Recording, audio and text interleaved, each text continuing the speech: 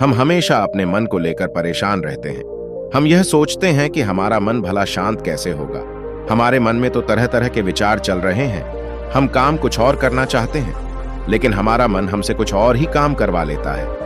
इससे पहले कि आप अपने मन को शांत करने का प्रयास करें, यह जानना जरूरी है कि मन का व्यवहार शांत होने वाला है ही नहीं। अगर मन शांत होने वाला हो सकता तो इस दुनिया में सभी के मन शांत हो गए होते और हर कोई अपना जीवन सुखी सुखी बिता रहा होता।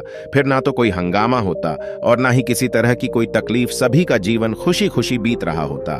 फिर ना तो आप और नहीं मैं पैसे कमाने के पीछे भाग रहे होते। समस्या तो यह है कि हम ज्यादा से ज्यादा चीज इकट्ठा करना चाहते हैं, क्योंकि हमें लगता है कि हमारे पास जितनी ज्यादा चीज होगी हम उतना ही सुखी रहेंगे। लेकिन वास्तविकता तो यही है कि बाहर की किसी भी चीज में कोई सुख नहीं है और ना ही उनमें कोई दुख है। और यही कारण है कि जब हम किसी चीज के पीछे भाग रहे होते हैं, जब हम कोई चीज पाना चाहते हैं, तो उसे पकड़ हमें पल भर के लिए खुशी तो मिलती है, लेकिन बाद में हम उसे खुशी का एहसास नहीं कर पाए। वह खुशी दुख में परिवर्तित हो जाती है और इसी प्रकार से हम एक चीज से दूसरी चीज, दूसरी से तीसरी चीज के पीछे लगातार भागते रहते हैं, क्योंकि हमें ऐसा ही लगता है कि यदि हम वह चीज का लेंगे तो हम सुखी हो जाएंगे। लेकिन वास्तविकता में वही सुख हमारे दुख का कारण बन जाता है, जिस कारण हमारा मन बेचैन रहने लगता है। हम उसे चीज को पाने के लिए तरह तरह के उपाय करते हैं, जिस कारण हमारा मन और भी बेचैन होने लगता है और यह बेचैनी धीरे धीरे चिंता का रूप ले लेती है और हमारा मन पूरी तरह से आसान हो जाता है। हमें कुछ भी अच्छा नहीं लगता। हमें लगता है कि जो कुछ हमने मांगा था उसका उल्टा हो रहा है, सब कुछ हमारे विपरीत जा रहा है। और फिर हम अपने मन को शांत करने के लिए ध्यान करना शुरू करते हैं, क्योंकि एक ध्यान ही वह मार्ग है जो हमें ज्ञान की ओर ले जाता है। वह हमें यह बताता है कि बाहर किसी भी चीज में कोई सुख नहीं है और न ही दुख है। दुख और सुख तो हमारे मन का भ्रम है। यह हमारे मन की एक उपज है, जिसके लालच में हमारा मन हमें यहाँ वहां भागता रहता है। जैसे कि मीना से भूख है।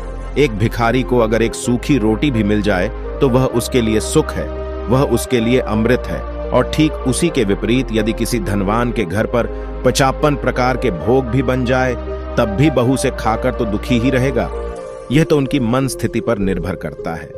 इसे और अच्छे से समझने के लिए आज की जो कहानी मैं आपको सुनाने जा रहा हूं, इस कहानी के माध्यम से आप यह समझ पाएंगे कि हमारे मन की स्थिति क्या है और हम इसे कैसे नियंत्रित कर सकते हैं। तो चलिए बिना किसी देरी। एक समय की बात है। एक गांव में एक युवक रहता था, जिसका मन बहुत ही अशांत रहता था। वह हमेशा तनाव में रहता। वह अपने मन को शांत करना चाहता था, लेकिन उसे कोई भी उपाय नजर नहीं आ रहे थे। उसके जीवन में कई प्रकार के दुख थे, जिनके कारण वह हमेशा तकलीफ और तनाव में रहता था। एक दिन उसे पता चला कि उसके गांव में एक बौद्ध भिक्षु आए हुए हैं, जो सभी को दुख और सुख पर उपदेश दे रहे हैं। वह युवक तुरंत ही घर से निकाला और उनके आश्रम जा पहुंचा। वहां पर पहुंचने के बाद उसे युवक ने देखा कि वह बौद्ध भिक्षु सभी गांव वालों को उपदेश दे रहे थे। बौद्ध भिक्षु कह रहे थे कि सभी के जीवन में कोई ना कोई सुख और दुख तो आता ही रहता है, जिस कारण हमारा मन बहुत अशांत रहता है और एक अशांत मन इस दुनिया का कोई भी सुख नहीं ले सकता। फिर चाहे उसे पूरी दुनिया की धन दौलत ही क्यों न मिल जाए, वह उसे पाकर भी दुखी ही रहेगा। परंतु जिस व्यक्ति का मन शांत है, उसके पास चाहे कुछ भी हो या ना हो, वह हर छोटे पाल का आनंद ले सकता है। वह हर पल को खुशी खुशी जी सकता है, इस दुनिया का और इस जीवन का परम सुख भी प्राप्त कर सकता है। इतना कहकर उन बौद्ध भिक्षु ने अपना प्रवचन समाप्त कर दिया और वापस आश्रम की ओर लौट गए। युवक भी उनके पीछे पीछे आश्रम पहुंच गया और इस युवक ने उन बौद्ध भिक्षु से कहा है गुरुवार, अभी कुछ देर पहले आप उपदेश दे रहे थे कि एक शांत मन हर पल का आनंद ले पाता है, हर पल को सुखी सुखी जी पाता है। लेकिन इस दुनिया में सभी के पास मन है और सभी के मन अशांत है, तो ऐसे में भला अपने जीवन को कोई सुखी सुखी कैसे जी सकता है। इस दुनिया में शांत मन किसी के पास नहीं। मेरे पास भी एक ही मन है और वह भी शांत नहीं है। गुरुवार, क्या आप बता सकते हैं कि मैं अपने इस मन को कैसे शांत करूं? तभी बौद्ध भिक्षु ने उसे युवक को ध्यान के बारे में समझाया, ध्यान के फायदे बताएं और उसे कहा, बेटा, ध्यान करने से हमारा मन शांत हो जाता है। हम विचारों के दलदल से बाहर आने लगते हैं और इस कारण हमारे जीवन में सुख उत्पन्न होने लगता है। यदि तुम भी अपने जीवन में सुखी होना चाहते हो, अपने मान के इन विचारों के दलदल से बाहर निकलना चाहते हो, तो तुम्हें ध्यान करना चाहिए। तुम्हें ध्यान का अभ्यास करना चाहिए, क्योंकि यही वह मार्ग है जो तुम्हारे मन को शांत कर सकता है और तुम्हें सही राह पर ला सकता है। उसे युवक ने उन बौद्ध भिक्षु की बात मान ली। उसे युवक ने उन बौद्ध भिक्षु को प्रणाम किया और वापस घर चला गया। घर पहुंचने के बाद उसने ध्यान करना शुरू किया। वह रात भर ध्यान करता रहा, लेकिन उसे कोई लाभ नहीं हुआ। इस कारण वह अगली सुबह फिर से उन बौद्ध भिक्षु के पास पहुंचा और उन बौद्ध भिक्षु से कहता है गुरुवार, आपके कहे अनुसार मैंने रात भर ध्यान किया है, लेकिन उससे मुझे कोई लाभ नहीं हुआ। मेरा मन तो अभी भी आसान है। आप तो कह रहे थे कि ध्यान करने से हमारा मन शांत हो जाता है। तभी वह बौद्ध भिक्षु उसे युवा से कहते हैं, ध्यान कोई एक बार करने की चीज नहीं है, यह तो अभ्यास है और धीरे धीरे समय के साथ मन शांत होता जाएगा। इस पर वह युवक कहता है गुरुवर, मेरे पास इतना समय नहीं है। भला यह घड़ा मेरे जीवन में शांति कैसे ला सकता है? यह मेरे मन को शांत कैसे कर सकता है? लेकिन उसके पास और कोई रास्ता नहीं था, जिस कारण उसने घड़ा लिया और पास वाली नदी के पास पहुंच गया। उसने उसे नदी में से उस घड़े में पानी भरना शुरू किया, लेकिन जैसे ही उसे व्यक्ति ने उसे खड़े को नदी से बाहर निकाला, तो उसे युवक ने देखा कि उसे खड़े के चारों ओर छोटे छोटे छेद है, जिससे पानी तेजी से बाहर की ओर निकल रहा था। उसने लगातार कई बार प्रयास किया, लेकिन काफी बार कोशिश करने के बाद भी वह उसे खड़े को पूरा नहीं भर पाया और थक हार कर उन बौद्ध भिक्षु के पास वापस लौटा और क्रोधित होकर कहता है, गुरुवार, आपने यह कैसा घड़ा दिया है? इसके चारों तरफ तो छेद है, भला मैं इसमें पानी कैसे भरकर ला सकता हूं? जब भी मैं पानी भरता हूं, इस घड़े के छेद से सारे पानी बाहर निकल जाते हैं। इस घड़े को मैं पूरा नहीं भर सकता। तभी वह बौद्ध भिक्षु उस युवक को शांत करते हुए कहते हैं, बेटा शांत हो जाओ, तुम्हें तुम्हारे प्रश्न का जवाब ही तो दे रहा हूं, और यदि तुम क्रोधित अवस्था में इस जवाब को सुनोगे तो इसे समझना तुम्हारे लिए मुश्किल हो जाएगा। इसलिए शांत हो जाओ और मेरी बात समझने का प्रयास करो। यह जो घड़ा मैं तुम्हें दिया है, इसे अपना मन समझो, और मन केवल दो ही प्रकार से शांत हो सकता है। पहले यह कि तुम उसे लबालब पूरा भर दो और उसमें कुछ भी और आने जाने की जगह ना बचे। क्या तुम इस घड़े को इस प्रकार भर सकते हो?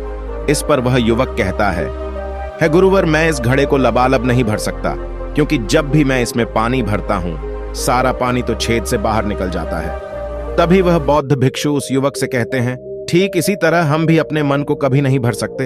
हम जितना इसमें डालते जाएंगे, वह सब कुछ हमारे शरीर के द्वारा बाहर आता रहेगा।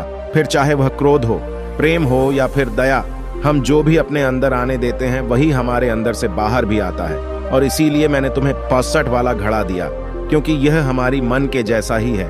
और जब हम इस मन को बस भरना चाहते हैं, तब तुम अपना समय बेकार कर रहे हो। क्या तुम्हें एक पल के लिए भी यह नहीं सोचा कि इसी प्रकार तो तुम अपने मन को भरने में भी लगे हुए हो? क्या इससे तुम्हारा समय बर्बाद नहीं हो रहा? क्या इससे तुम्हारा जीवन बर्बाद नहीं हो रहा? क्योंकि जिस भी चीज से तुम अपने मन को भरोगे, वह तो बाहर निकल ही जाएगी। उस युवक को अपनी गलती का एहसास हुआ। वह तुरंत उन बौद्ध भिक्षु के चरणों में गिर गया और उन बौद्ध भिक्षु से कहता है, गुरुवार, आपने सच कहा। मैंने कभी भी इसके बारे में नहीं सोचा कि मैं अपना जीवन अपने आप ही बर्बाद कर रहा था। ठीक है, मैं तो इस बात से अनजान था, लेकिन आज आपने मेरी आंखें खोल दी। परंतु गुरुवार, अगर यह मन को पूरी तरह भरने का पहला तरीका मन को शांत नहीं कर सकता, तो मन को शांत करने का दूसरा तरीका कौन सा है? गुरुवार मुस्कुराते हुए उस आदमी से कहते हैं, दूसरा तरीका भी है, अपने मन को पूरी तरह खाली कर दो। इस पर वह व्यक्ति कहता है, गुरुवार, आप ही मुझे बताइए कि मैं अपने मन को खाली कैसे कर सकता हूं? तभी बौद्ध भिक्षु कहते हैं, बेटा, यह तो बहुत ही सरल है। बाहर का कूड़ा अपने भीतर मत जाने दो। इस प्रकार तुम्हारा मन अपने आप ही खाली हो जाएगा। वह व्यक्ति कुछ देर सोच विचार करने के बाद बौद्ध भिक्षु से कहता है, हे गुरुदेव, यह कैसे संभव है? जो भी हम देखते हैं, सुनते हैं, वह हमारे मन में ही तो जाता है, वह हमारे भीतर की ओर ही तो जाता है। फिर मैं उसे कैसे रोक सकता हूं? इस पर बौद्ध भिक्षु मुस्कुराने लगे और इस वक्त से कहते हैं, बेटा, मैं तुम्हें यही तो समझने का प्रयास कर रहा हूं कि मां को केवल ध्यान से ही जीता जा सकता है, और एक दिन ध्यान करने से कुछ नहीं होने वाला।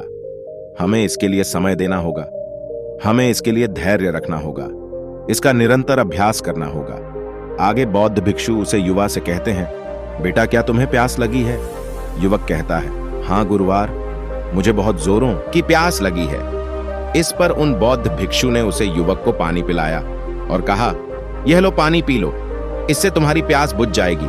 लेकिन मुझे एक बात बताओ कि आज पानी पी लेने से फिर तुम्हें कभी प्यास नहीं लगेगी, तुम कभी फिर मुझसे पानी नहीं मांगोगे। इस पर वह युवक कहता है, गुरुवार आप कैसी बातें कर रहे हैं? पानी तो हमारे जीवन का एक हिस्सा है, इसके बिना तो हम मर जाएंगे, और आप कह रहे हैं कि आज पानी पी लो और उसके बाद में कभी पानी न पियो। यह भला कैसे संभव है? प्यास तो हमें रोज आती है और हम रोज पानी पीते हैं, इसके बिना तो हम मर जाएंगे। तभी बौद्ध भिक्षु मुस्कुराते हुए उसे युवक से कहते हैं, ठीक इसी प्रकार एक दिन के ध्यान से हमारा मन शांत नहीं हो सकता। उसे भी रोज भूख लगती है और उसे रोज रोज हमें आहार भी देना पड़ता है। उसे भी रोज पानी पीने की जरूरत पड़ती है, और ठीक उसी प्रकार हमें हर दिन ध्यान करने की भी जरूरत पड़ती है। और जब हम निरंतर ध्यान करते हैं, इसका अभ्यास करते हैं, तो देखते ही देखते हमारे मन की भूख शांत होने लगती है और एक समय पर हमारा मन सारे विचार उत्पन्न करना बंद कर देता है।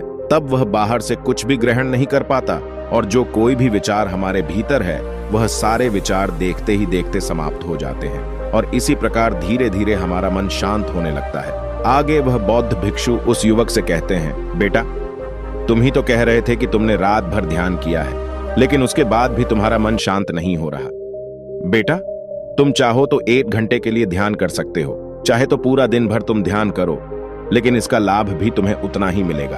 अर्थात मान लो तुम 1 दिन के लिए ध्यान करते हो, तो इससे तुम्हारा मन को भी शांति केवल कुछ समय के लिए ही मिलेगी। यह हो सकता है कि वह 1 घंटे के लिए शांत रहे, या फिर केवल कुछ क्षणों के लिए, लेकिन वह शांत अवश्य होगा। लेकिन जैसे ही उसे फिर से भूख लगेगी, वह फिर से अशांत हो जाएगा और फिर से यहां वहां भागने लगेगा, और वह अपने विचारों की तलाश में आगे बढ़ेगा, क्योंकि उसे भी तो भूख लगी है, उसे भी तो खाना चाहिए, उसे भी तो पानी चाहिए। जैसे कि जब तुम्हें भूख लगती है तुम अशांत हो जाते हो, क्योंकि तुम्हें भजन चाहिए, पानी चाहिए, ताकि तुम अपने पेट की भूख को मिटा सके और तुम्हें शांति मिले। इस पर वह युवक कहता है, आप सत्य कहते हैं, मैं ही गलत था, मेरी ही गलती है।